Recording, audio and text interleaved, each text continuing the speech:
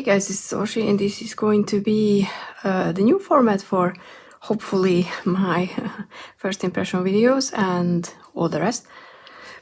So yeah, let's hope it works because as again I cannot see what I'm recording, so I'm just fingers crossed it's not stopping. But hopefully this way you guys can see the cards better.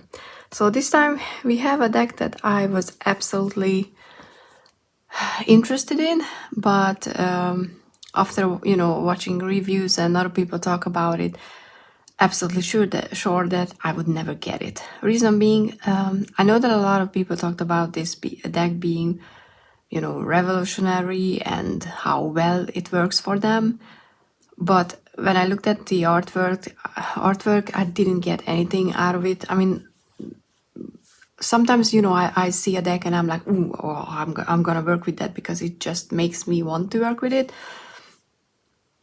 And I'm not saying that anything is wrong with the artwork. It's just that it wasn't something that I was really connecting to. And then I was like, okay, maybe the guidebook has some extra information and the strength of the deck is there. But then I had a chance to see a few entries for a few cards and I was like, that's not it. So I was like, okay, I don't need this. Other people have great success with it, but I don't need it.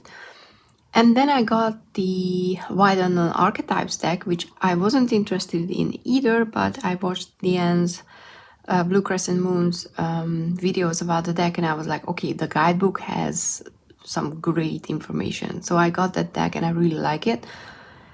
But the guidebook was the strength of that deck because I'm not connecting that way to the artwork with that deck either. So I was like, okay, I still don't need the Wild Unknown. Then I met a friend who has a deck and I was like, you know what, please bring it with you because I kind of want to see, I'm curious, because sometimes when you see a deck in person, your opinion changes. It was the same with the Fountain Tarot, which I was interested in, but after seeing it in person, I realized that nope, there's nothing there, so I'm not getting that deck, which is great. But when I flipped through she has the full-size deck.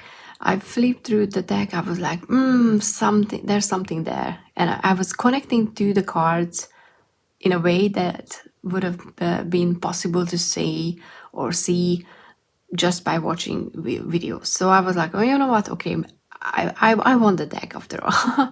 And then I checked something on Book Depository and the pocket edition was on sale for a really good price. The full size is, it's not surprising. Prices are really high at the moment in Europe everywhere, but we're probably the worst, or at least, in the second place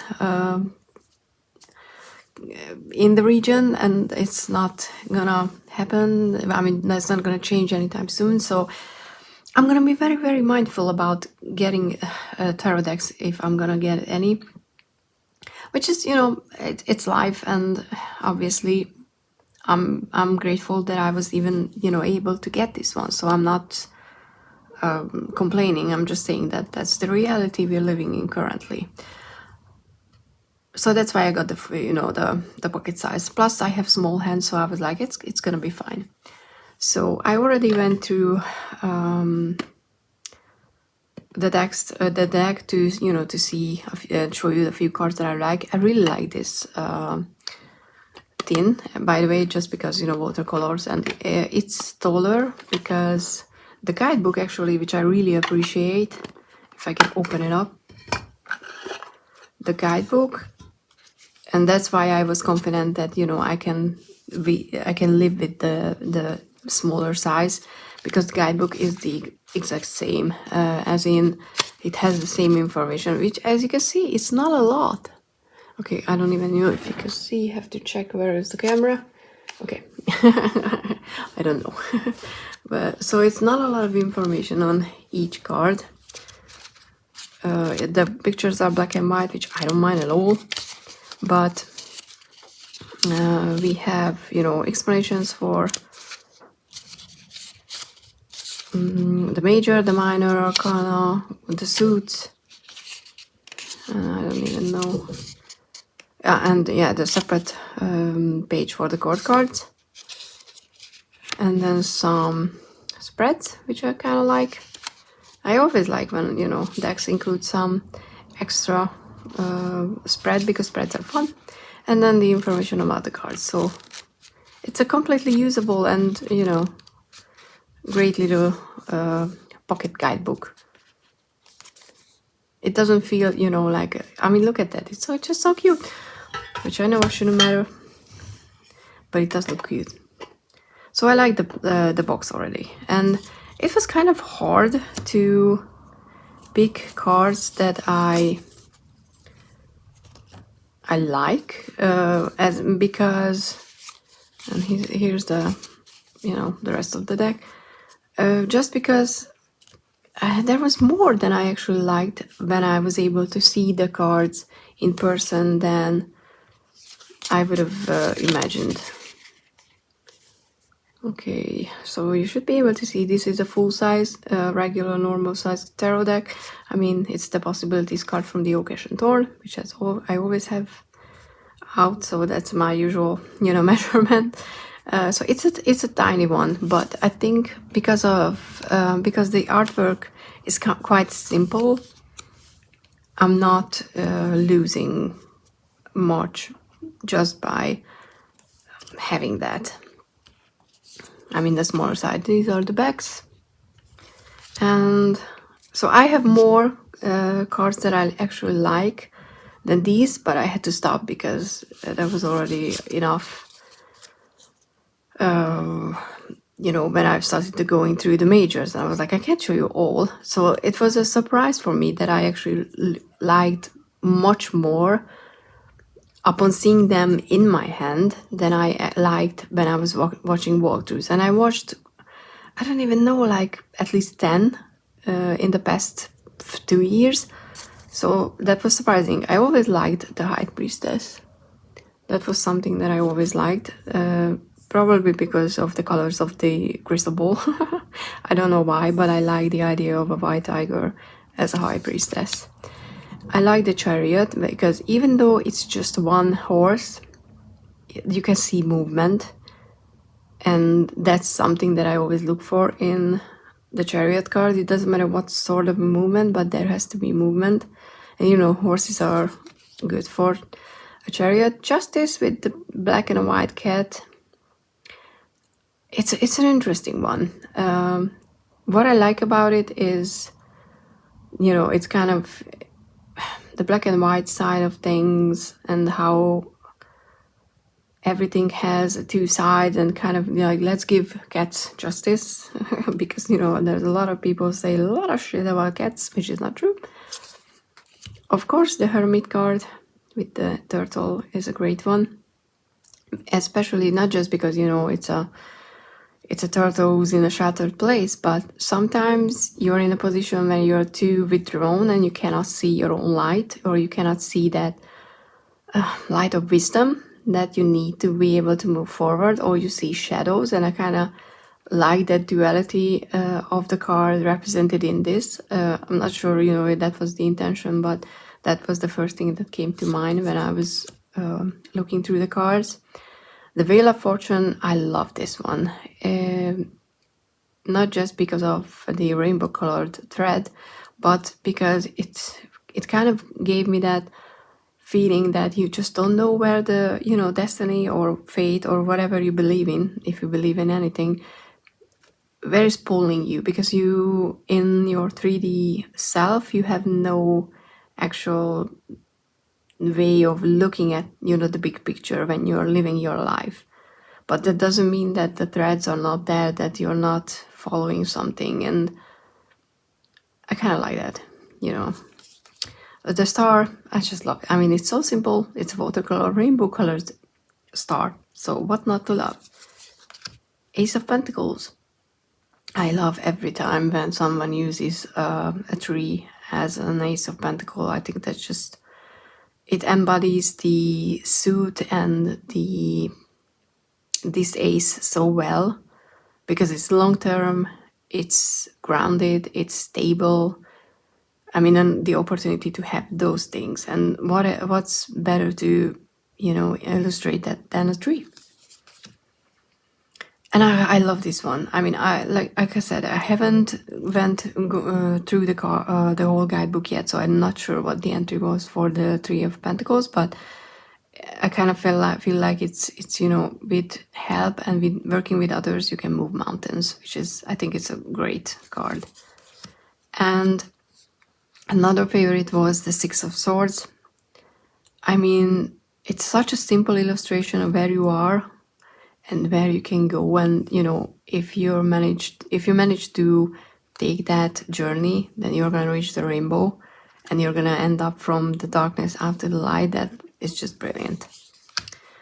And I have a few cards that I'm not entirely I'm not gonna say happy about, just I'm currently not really into them, let's just say that. One of them is the Empress, because I kind of feel like the edges are too washed out, or I kind of feel like it's wet noodles. It's like when you leave noodles in the water for too long and they get too squishy and soft and they just blah. I don't know why. I can't explain it. It gives me that spongy, brainy feeling, and I don't like that feeling. But it's not the card, it's a tree, so obviously it's just my mind. And I especially wanted to show that I really like the Empress and the Emperor together. So I don't know, it's just something wrong with me, I guess. The Devil. I'm not the biggest fan of the goat in the Devil card, because I think that's a very old idea of the Devil.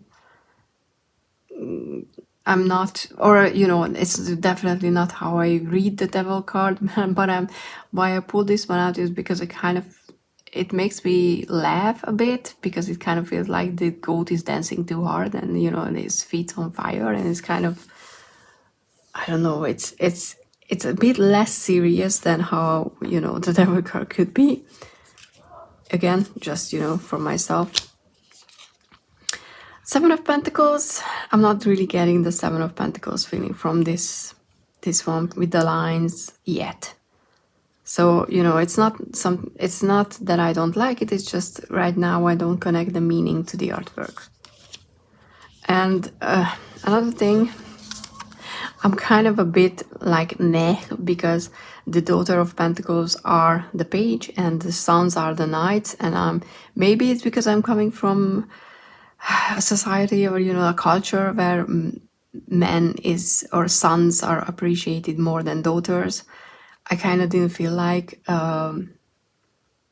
they were equal to each other. Like the daughters are the first step, the second is the son. Like there's a hierarchy in the court cards, and even though with the Queen and the King cards, I read them always as the different side of the same coin.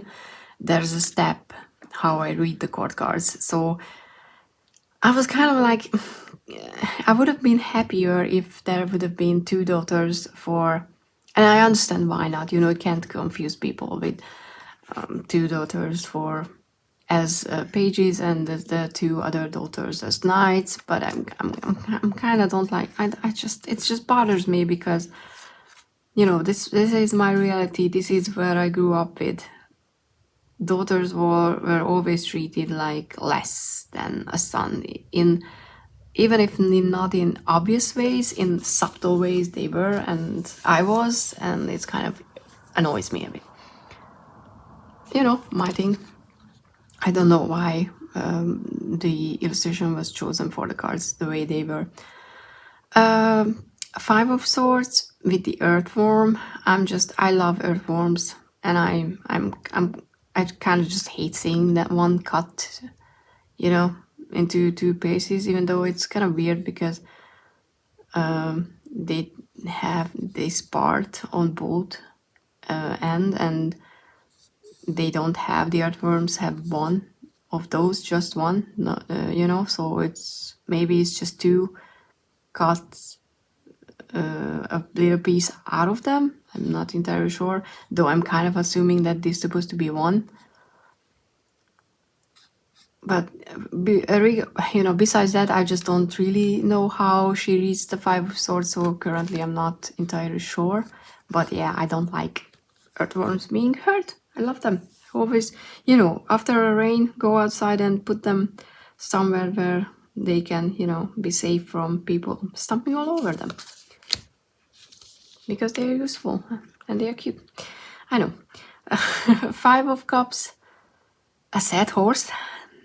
I'm not entirely sure how horses are sad, so yeah, it's one of those where I'm currently not entirely getting why the illustration is for the cards. But overall, it's not a bad, you know, it's a much, okay, it's not a bad deck, that sounds silly.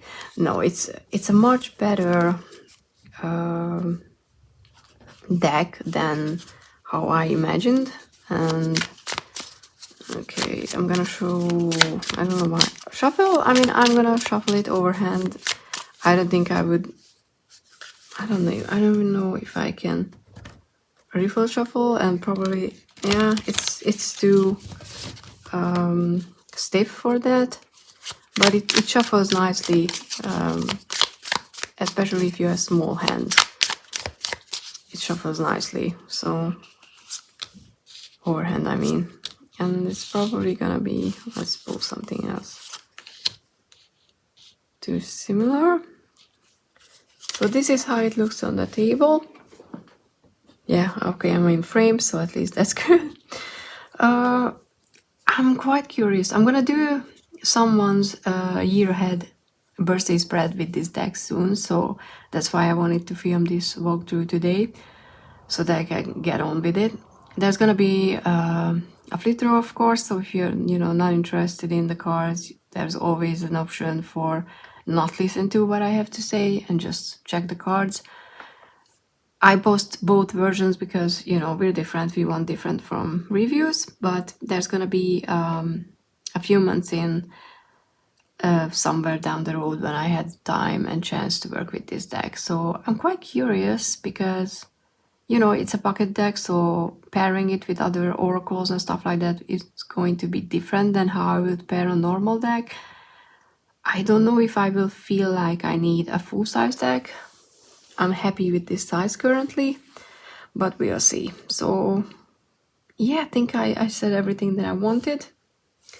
Here's the extra card, which I love. May you always be on the inner quest.